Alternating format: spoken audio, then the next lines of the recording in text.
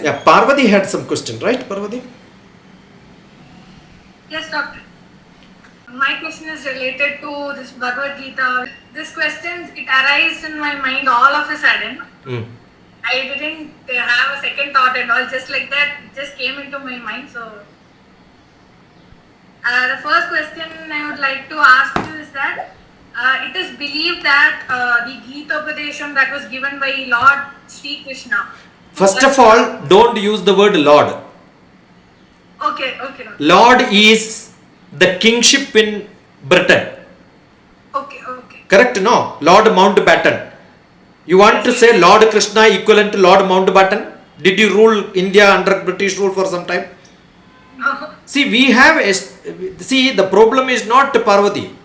The problem is lot of English people and lot of Indian saints who never read the original Sanskritam and they copied from the British or maybe the American English. They keep you. I must have also done that mistake in my childhood. In my earlier lecture, you can say Lord Krishna I must have used. But then I started asking question, what stupid thing I am doing? Yeah. See, I did not correct Atira when she called me sir. Because it's uncorrectable. After some time I realized I should not call sir. Correct? Got it? So you should correct yourself. No Lord anymore. Lord Krishna is not equivalent to Lord Mountbatten. Think like that. So you will not do that mistake. Yeah. Yeah. So Bhagavad, And by the by, your Parvati is English. So I should know what is the different gender. The lady is called as what? Lord and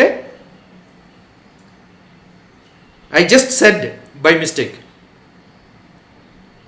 Then you should tell Lady Parvati. The Lord is the will you call hey Lady Parvati Namaskaram to you? Instead of Bhagavati and Bhagavan, Lady Parvati and the Lord Shiva. Will you tell like that? It's funny, right?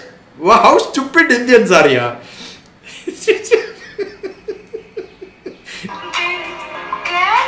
Correct. Yeah, continue, beta. yes, doctor. So Sri Krishna in Bhagavad Gita, he has actually given he has given Arjuna to 700 slokas. He had No, Krishna has only 570, 571. There are two different versions. okay. The rest of them are not. What I have done in my Bhagavad Gita, I don't have the book just reference here. What I did was in each chapter, how many slokas by Krishna, how many slokas by Arjuna. Krishna doesn't start Bhagavad Gita. Bhagavad Gita is started by whom? If you are talking about the book. The Gita book, the first question is by the blind man, Dhritarashtra, asking to the driver Sanjaya. Understood? So 700 or 701 sloka out to that first one. And many answers by Sanjaya is in between. So Sanjaya's is out. Arjuna had many slokas. All that you deduct, ultimately 570 slokas. Okay, doctor. Yeah. Many people do this mistake. 700 slokas by Krishna. Stop them. First chapter itself, Krishna was keeping quiet. And that is the most boring chapter. Somebody's Vishadam, Arjuna Vishadam. Nobody likes, I never like to read that book. Why I should read somebody's Vishadam here? So second chapter also, the starting sloka is not good. Bhagavad Gita starts only in second chapter, 11th sloka, I think. I may not be very good in number, not good memory these days. Ashochya Ananya Shochastam is the starting. Ashochya, don't be sad. Ending is 18th chapter, 66th sloka, I think. Ma Shucha, don't be sad. Yeah. Tell me. So Sri Krishna through this 570 slokas, he has given a lot of practical advices to Arjuna. Yeah. So my question is that whether is it possible for human beings of today's generation to follow these advices in their life and whether it is applicable to this Kali Yuga? Do you think Parvati in a war field of, that is in Kurukshetra. Kurukshetra is close to your place. Yes. Okay, if you see that is 60 kilometer wide. In a beautiful wide 60 kilometer place, where lakhs of elephants, horses, people, everybody was waiting, and Krishna and Arjuna is giving lecture in between, is it possible? Do you think 570 slokas were given? Actually, these are all poetical imaginations. If I have to, if I am sitting and discussing very seriously something, okay, and my son is going in between, instead of studying in somewhere, one look is good enough, he will understand, right? Go and sit there and study, it's not your business. Correct? Do I have to give one sentence or one look is good enough? One look is good. Do you think Arjuna and Krishna, by one look, they cannot communicate? Yes. Correct? And he is Bhagavan. But lot of questions also would have been there. Good enough. But if that conversation has to be told to somebody else, who actually Bhagavad Gita is not Krishna's. Whose is that? Who wrote Bhagavad Gita? Okay, I suggest you to look at on the YouTube. There is a 5 hours Bhagavad Gita. I mean Mahabharata. That is not by Indian. Peter Brook's Mahabharata. Okay. Look at it, and you will whole concept of Bhagavan, Krishna, Arjuna, everything will change. Because that is not only one Indian, the rest of the people are not Indians. You can imagine how Westerners would have seen Indian Mahabharata in their perspective. Can you imagine our Parashurama being acted by an African, a lean person? And full vibhuti on the head will be highlighted because the person is dark and the vibhuti is white, right? Don't miss this chance. I have seen it in the cinema theatre, in a drive-in theatre in Ahmedabad in 1989. But then later I forgot about it. Recently when I was talking Bhagavad Gita, same thing came back to me, and then I looked at it. It is available on YouTube. And one of my student who is from Greece and Italy, she keep moving from all these places. She happens to be Arjuna's girlfriend during those days when the movie was made. She happens to be my student on spiritual classes. Correct? So we were relating that and discussing. That's how I reinvented that movie on the YouTube. It's an abridged version of the whole drama, which was originally a drama. But then it was made into a movie. So Vyasa is the person who wrote Bhagavad Gita. Krishna did not write it. Krishna did not speak. There is no difference between Krishna and Vyasa. You know why? Do you know what Vyasa's original name? Krishna Dvyupadeya. Okay. You know why Dvyup name came there in the Krishna name is because he was black. Okay. And Dvyup name came because he took birth in an island. Actually, it is not an island. And you know who is Vyasa's father? No. Parasara Maharshi. The Rishi Parasara. And Rishi Parasara originally wrote Vishnu Purana. So it is not Vyasa who wrote Vishnu Purana. Vyasa wrote a advanced version of second edition of Vishnu Purana.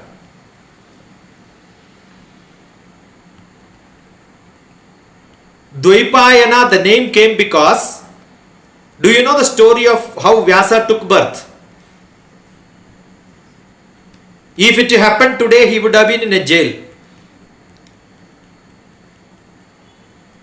Actually, Parasara wanted to cross the river.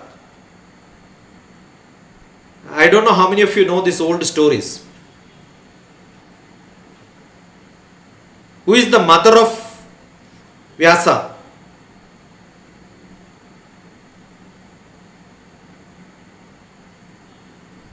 You don't know any of these characters?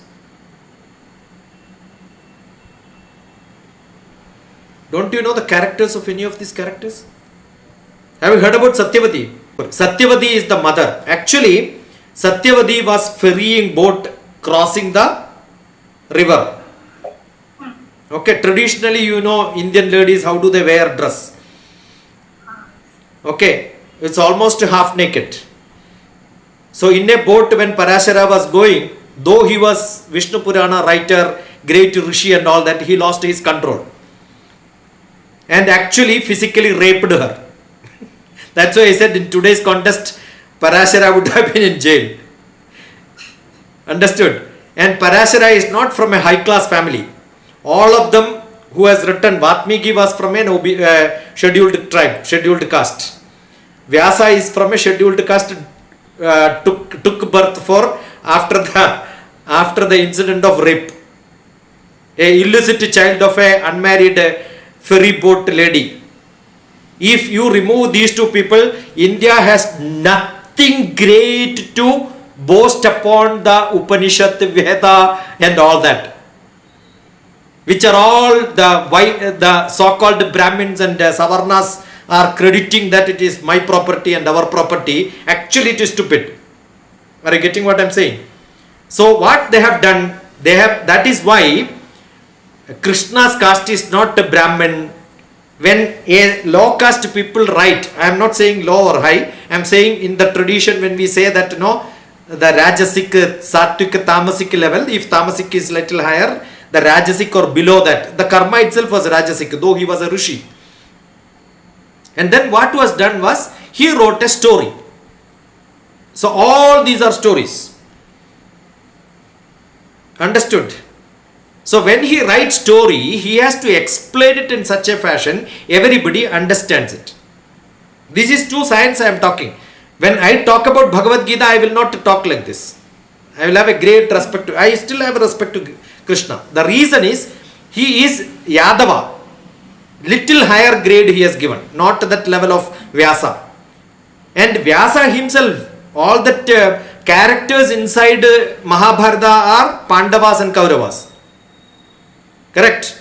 Their father are the kids of whom? So actually Pandavas, Kauravas grandfather is Vyasa. Understood? When these learned Amba, Ambika, Ambaliga story also you should know. They wanted kids, they have invited him, or it's all rubbish and foolish story sometimes, but what happens is, this is what has happened.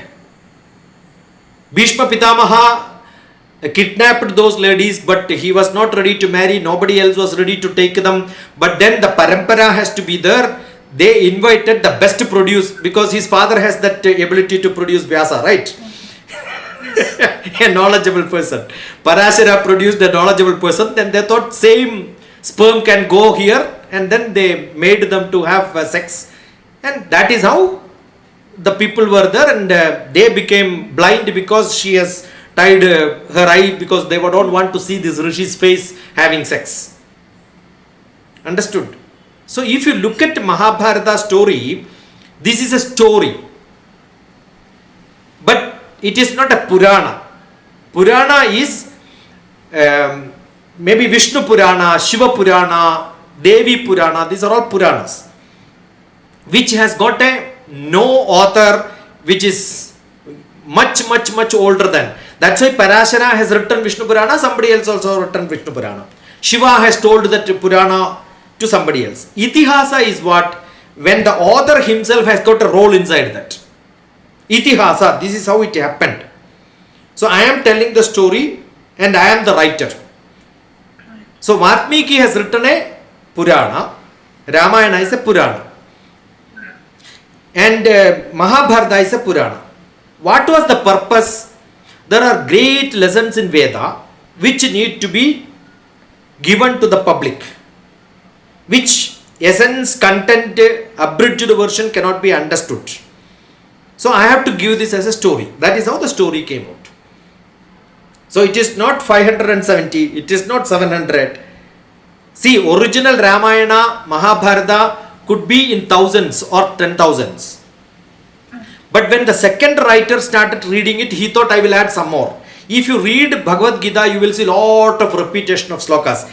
Do you think Arjuna was that foolish? Krishna was that foolish to repeat same sloka many times? No. No. No. One sloka it would have been over. But then the public to understand, people to understand, traditions to tradition, what today Gita we have is not at all the original traditional. No 570, no 571, no 700, no 701. It is written like a thesis. After writing an abstract, you make a thesis. Abstract would have been Krishna's part. That would have been a look good enough. Bhagavan need not give blah blah blah lectures like what I am doing now. One look is good enough. But we need good Arjuna. So if somebody asks who wrote Bhagavad Gita, I keep saying it is not Krishna, it is Arjuna who made Bhagavad Gita. Because lot of questions. If there were no questions, if there were no blind man Dhritarashtra, if there were no Sanjaya, Bhagavad Gita would not have been there. So it's very clear. So read. See, you should have this. See, I also have knowledge only because I started hunting, learning, getting information, collecting it. Correct? So look at when Vyasa. Where did Vyasa took birth? Who is the father? Who is the mother? How he took birth? What all the tradition you should learn. Yeah. Okay. Look at Gayatri Mantra when Bharat was my student. When I was in America in a temple, every Sunday we used to have classes. I used to talk about traditional Indian knowledge, Bhagavad Gita and all I taught him. Bharat learned Bhagavad Gita from me. The first time. He never learned earlier also. So he used to sit in front of me and then I used to, lot of questions will come. So some Sundays I have taken about Gayatri Mantra, DrTPS. If you look at it, Sunday, it's called a Sunday dialogue. The Sunday dialogue is there. And another stream of things which I did in America was, while somebody was driving in America, I will ask, driving means somebody drive from one state to another state, 7 states and all we drive. It's 7 days across thousands of kilometers. So I enjoy only when somebody in the car along with me asks questions and I answer. All of them are recorded and then put dialogue on drive. So I have a lot of series like this. Dialogue on drive, you will see beautiful discussions. One more question I have. Yeah. Doctor, actually it is again the same thing as you said. Sri Krishna hasn't is not he has only given an abstract of this Bhagavad Gita, but it is again I have connected this question to the first question. So what was that question? Okay to ask? Yeah, ask. Okay.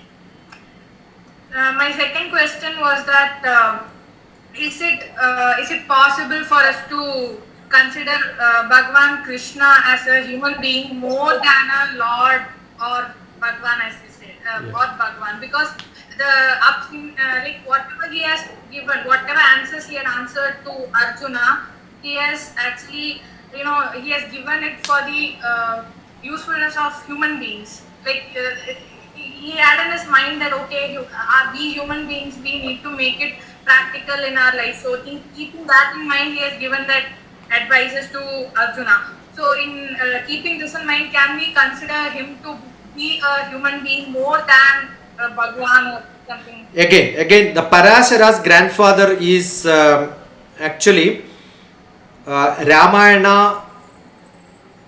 There is a great role for, I keep saying, Vasishta's role in Ramayana. Yoga Vasishta, the whole yoga started from Vasishta. So Parasara is the grandson of Vasishta. Even in Ramayana, it is Vishnu's Purana avatar. But he took birth as a Kshatriya, right? Bharata's son, who was a very rich king, Dasharatha, he had got 10 vehicles in his house. Ratham is the vehicle, right? A rich man will have more vehicles.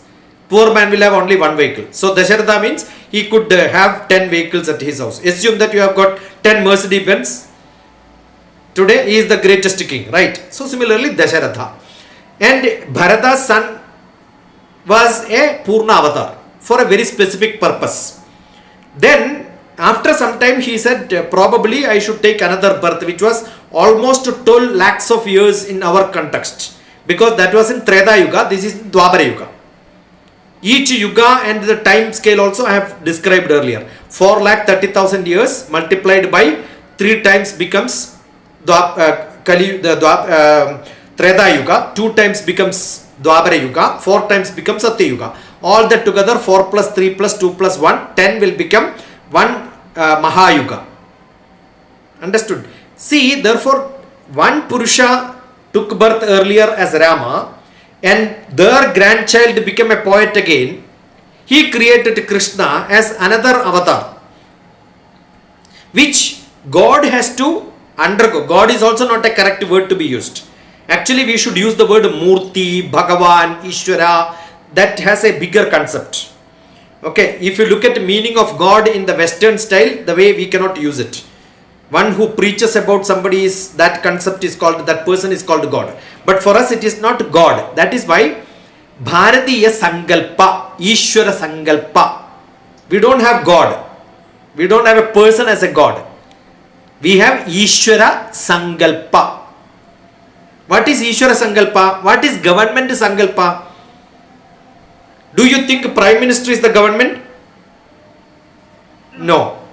Is President is the government? No. Defense Minister is the government? No. All of them together forms the government, but individually they are not government. Our Deva Sankalpa is like that. Everyone has got a different ministry. All of them put together, there is a Prime Minister, not one, 3 of them, and they rule the whole ministry under them. It's a beautiful democratic way of formation of a God system, if you wanted to call. For administrative purposes, we have given some portfolios to different Bhagavan. It's entirely different from the other structure of human being becoming God. It is only Sankalpa. Understood? And that can be seen, government can be seen in each voter. Similarly, the Ishvara Sankalpa can be seen in each voter, each devotee. So where is Bhagavan staying? That is why Krishna says, I am not here, I am not there, I am everywhere, I am in you, I am in we, all that together. It's very difficult to, in Bhagavad Gita itself he says, I am in each one of you. Where am I staying? I am staying in each one of you. So you are a Bhagavan, I am a Bhagavan. You are a Bhagavati, I am a Bhagavan. Understand like that. So all these are concepts. All these could be stories also. Parasara's things also can be a story. All that is written by again Vyasa only. Imagine his production of by his father, by him, all that what happened is also in the Puranas, written by grandchild saying, my father raped my mother and all that, right? So it's a funny story, Ithihasas. It's a good story. If you would not have asked me, I am sure I will not answer this. If I would not answer like this, probably I will not have a record of this. So it's always good, right, to have it. Yeah. Thank you, Doctor. Good enough? Doctor, one more. Like I had can the principles in Gita, can they be applied to in our present? 100%. Each one of them is. See, if you read English translation, probably you get misled. I keep saying Bhagavad Gita talks about bondage. Bondage is too bad. Attachment is very good. I am attached to Parvathi, I am attached to Nandini, I am attached to Hariharan, I am attached to each one of you, Dhanya and everybody here. Okay. But I am not bounded to you. If you don't come, I don't care. If you come, I will be happy. You understood? So that relationship is what is used. And every moment when Krishna is calling Arjuna, he uses different names. When the real love comes, he will use Kaundeya, oh my Kundi's son. That means he is very close to him. When Arjuna is showing little bit of ego, immediately he will say, hey Bharata. That means you are behaving like a king, you know. Bharata is the Bharata Vamsha. The kingly feeling comes. So how do you do communication? And if you want to write a thesis, just follow Bhagavad Gita style. It has got a synopsis, it has got a contents, it has got a connection between, it has got a first thing literature survey. That is what is Arjuna Vishada Yoga. It talks about the base, creating 18 chapter PhD thesis. If you want to write, just follow Bhagavad Gita. It's a beautiful conclusion. 18th chapter is conclusion, and the second chapter is the objective and scope. So if you read second chapter and 18th chapter, Bhagavad Gita is finished. Like objective and scope is understood, conclusion is read. When somebody gives me a PhD thesis, I will not read the whole thing. I will only read the second chapter and the last chapter. Similarly, Bhagavad Gita also, I read the second chapter and the last chapter. Finished. Everything is over. Okay. Okay. But will this work in this Kali Yuga? See, This is actually called Kali Yuga now. see, So this is the will time. This is the time. What is the difference? In Satya Yuga, there was no conflict. Everybody was in nature. In Dwapara, I mean, the next Treta Yuga, what happened? One community to community, there was a fight. It is between Rakshasas and Devas. And in Dwapara Yuga, what has happened? It came in a family. Two cousins cannot live together. And today, what is happening? You have a conflict inside you. Who is fighting with you? It's an internal conflict. That you can see in Mahatma Gandhi also. Mahatma Gandhi, conflictology, there is a great proverb. Einstein to physics is Mahatma Gandhi to conflictology. That's a beautiful quote. Einstein to physics. If you think physics is with Einstein, conflictology is with Mahatma Gandhi. See, when everybody is fighting a war, fighting a wage against the Britishers, immediately Mahatma Gandhi will say, no violence. Is it possible? That is what Bhagavad Gita talks about. He is actually talking about no violence. But the context in which it is explained is people did not understand, so they interpret Bhagavad Gita as. Yesterday, my son was talking to me, the father of nuclear science in America and Bhagavad Gita. You Google, you will get the name of people. When the nuclear first explosion happened, that scientist in America, who is an American, who was a adorned core believer in Bhagavad Gita's preaching, was quoting Bhagavad Gita to explain his success. Can you imagine? But the context in which it is told is, when Bhagavad Gita came to us, when Bhagavata came to us, when the Saptaham is Bhagavata, it came because the grandson of the Pandavas, who were the Parikshit, wanted to fight a war. The advice was given to him, earlier you had a traditional family who fought war and everybody died. So don't go for a war, was the message of Mahabharata. But you are only reading the character and the katha. You are not understanding the objective and scope of that story. The message of the story was missed for most of the people who interpreted Bhagavad Gita. So what is to be understood? You have to understand the objective and scope, in what context it is written. If you don't understand the context in which it is written, every drama becomes a boring drama. Understood? Yes, sir. So that is where most of the interpretations of Bhagavad Gita became so rubbish. We are not able to say somebody else, is it for war or against war? It describes war, but the message was taken when the story was told. Your grandparents had this trouble because they fought a war. Therefore, don't fight a war was the end message. So don't read the story. Don't read the story of Krishna, Rama. Understand the concept of that. Then you will see, yes, it is still applicable. I should have attachment to Parvati, but I am not bounded to Parvati. If you are coming and talking to me, I am with you. I reflect. Shankara always told, Manam Darpana Samanam. If you are there, I will reflect. If you are not there, I don't reflect. That's it. I am not coming back to the mirror to see whether you are there or not. When I go back to the mirror, again I can see. That doesn't mean always in the mirror my reflection is there, right? That's okay. Yes. If it's there, it's fine. It's not there, it's fine. That's it. At this point, Oh. Doctor, when we read this Ramayana, or we specifically the Ramayana, we don't feel a kind of irritation towards Ravana, but at many different points we'll feel a kind of displeasure with Rama. Why is that? See, it all depends on which Ramayana you are reading. There are plenty of versions of Ramayana in which Rama is also Sita's father. Ravana is also Sita's father. It's all different stories. There are many Ramayana versions at different places, different ways written. What Malayalam Ramayanam Klipat, I gave a lecture on Ramayana inauguration. You can read versions of Ramayana. There is a blog in which I remember in the temple where Bharat, Balmare and all, I used to give a lecture. I wrote a beautiful article on Ramayana, different versions and different stories. It must be there in some blog. HSSI.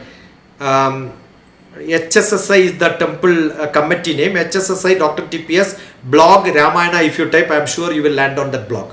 It's an old story which I wrote, which describes very Ramayana. You can also Google and find out Ramayana versions of Ramayanas, different relationship. For us, it is a different concept. It's like, Randam Udam. If you read, you will have a different version of Mahabharata. Peter Brook's Mahabharata, when you see, you will see a different version of Mahabharata. These are all poetical imaginations.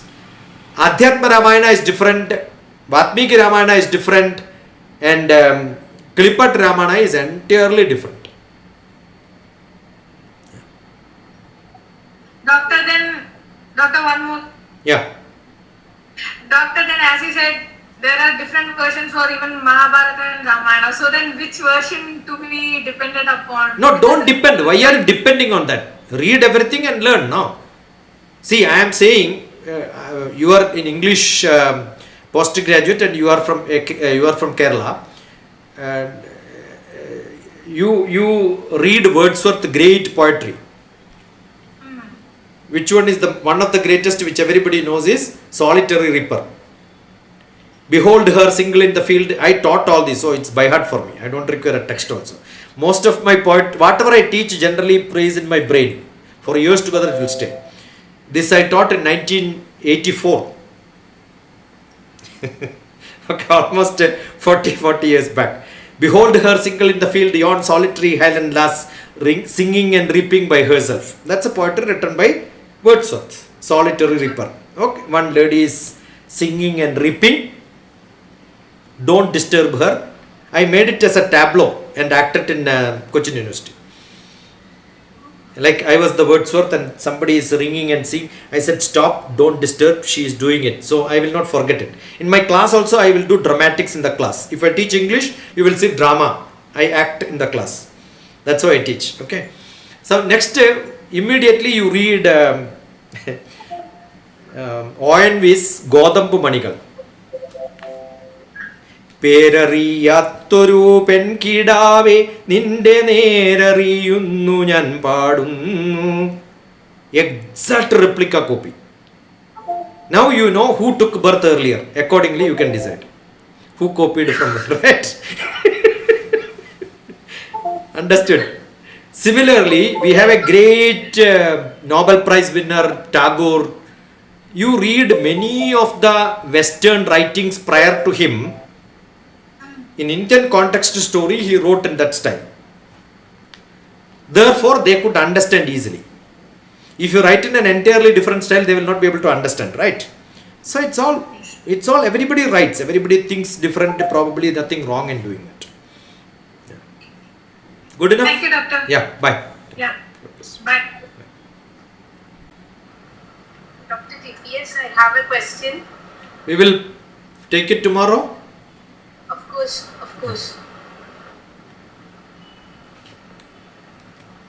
Keep it ready. Sorry? Keep it ready for tomorrow, I'm saying.